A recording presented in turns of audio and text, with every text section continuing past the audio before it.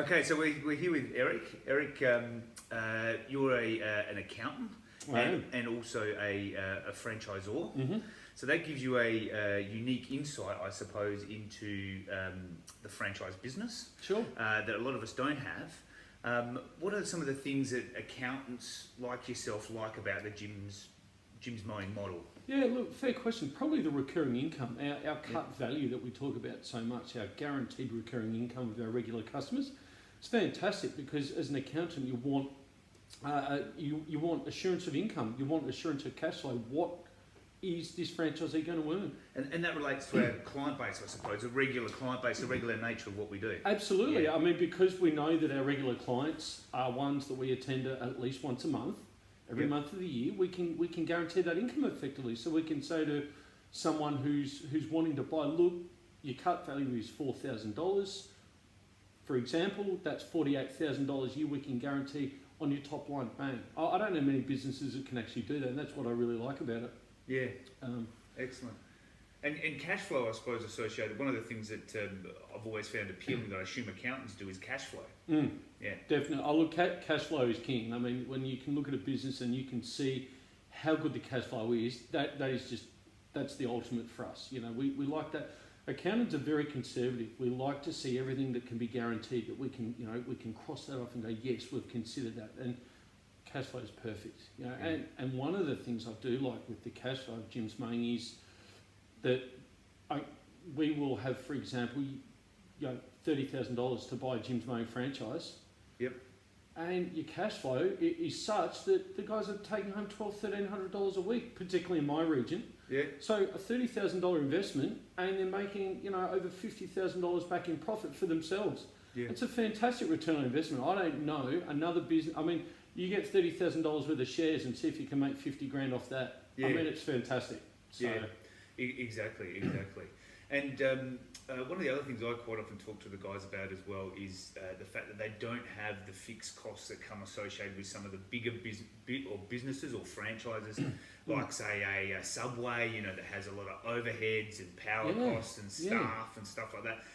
Jim's Mowing franchises, particularly, the standard Jim's Mowing franchise doesn't have those costs, do they? No, they don't. I mean, our fixed cost is for Jim's Mowing when it's our franchise fees, because they are fixed. Yes. Now, they're not like other franchises. I mean, there's franchises out there that charge a percentage of your turnover. The more you make, the more you pay. We don't do that. So it's like our franchise fees are fixed, our registration, our insurances, those sorts of things. Any equipment that we're leasing, it's a fixed cost. We know what we're up for. I mean, it's fantastic. We've got some of the lowest overheads that you can have, nice low cost of entry, a fantastic brand. It's brilliant. Our franchise fees being fixed.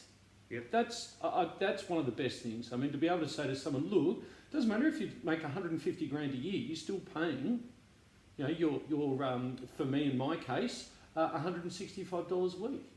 Yeah. Multiple trailers, massive employees, have as many trailers as you like. Franchise fees. Yeah, exactly. So look, that's the sort of thing as an accountant that really appeals to me with Jim's Mowing. Yes. And that's one of the reasons why I wanted to be a franchisor. Yeah, good mate, good. What else have we got, mate? One of the things that we do a fair bit as well is obviously is support, because accountants see businesses all the time. You hear those statistics that so many businesses fail, like more than not most businesses fail when they're starting up a brand new business. But we don't have those non-success factors really, or non-success results in Jim's Mowing, do we? No, we're very lucky because of the support base that we have, particularly with the franchisees. I have a question I'll ask one of the guys I'll see down the tip, for example. We're really lucky with our support there. And us as franchisors, we can provide, if I don't know the answer, I can contact one of the other franchisors. He or she can help me out. So the support is great. I mean, we accountants like franchising in general because of the security you have and the systems and the support. It's all been done before. Yeah, but where we win out with Jim's Mowing is you're just not paying out the huge franchise fees that others pay.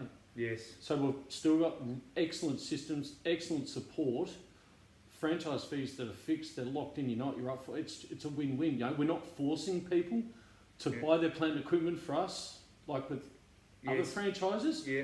Go wherever you like. In fact, I say to my guys, buy locally, because that's where you're going to have your equipment like serviced Yes. if something goes wrong. So we're not forcing them to buy from a supplier somewhere. There's no kickbacks, there's no, so the guys have got their choice of buying wherever they like. They've got our systems, our support. I mean, it's great. They get to have their cake and eat it too, really. Yeah. It's great. And you would have done as a CPA, as an accountant, you would have done, I suppose, you see people's financials when they're employees versus when they become a business owner. So there is some real advantages from a taxation point of view as well, isn't there, in terms of being a business? Massive advantages. In general, when you're running your own business versus being a wage earner, there are massive advantages. And there should be. Because you're taking on the responsibility of being your own business owner, you should have that right to have more advantages from a tax point of view than someone who's a wage earner. I mean, great, don't get me wrong, there's a place for wage earners, but for those of us that really want to take that next step and be rewarded, why not have the advantage of a business? Yeah, And have all the tax advantages that go with it. And those advantages come in, I suppose, in terms of what you can claim on tax mainly, isn't Oh, it? yeah, look, to be able to claim our utes, our phones, internet, computers, Yes. office at home if we're working from home, all sorts of things. I mean, it's great. Yeah. Whereas, there's so many guys that I've spoken to where they're now earning more money after they've paid out all of their motor vehicle costs and their phone and everything. They're taking home more money each week than what they were taking home as a wage earner. And then as a wage earner, they still then had to pay for their cars and their phones and that because they couldn't claim it as a tax deduction anyway. Yes. So the guys are actually earning more money and they're a business owner. 30,000 for me in my region to come on in. Yep. It's fantastic. You don't have to work as hard. Because you've got all those deductions and things like that. So when you get up in the morning, you're working 100% for yourself, and you're paying less tax. So you don't have to work as many hours, don't have to work as hard. Of course, if you wanted, you can. Yeah. Reward equals effort. Yeah, look, the guys that decide to work hard are being rewarded, but I've not had anyone complain to me yet that they're working so hard and they're earning less than what they earned as a wage earner. I haven't had anyone say that to me yet in my region. Yeah. I can't fault it in that regard. Beautiful, mate. Thanks, Eric. Not a problem. Cheers, Thank mate. you. Cheers.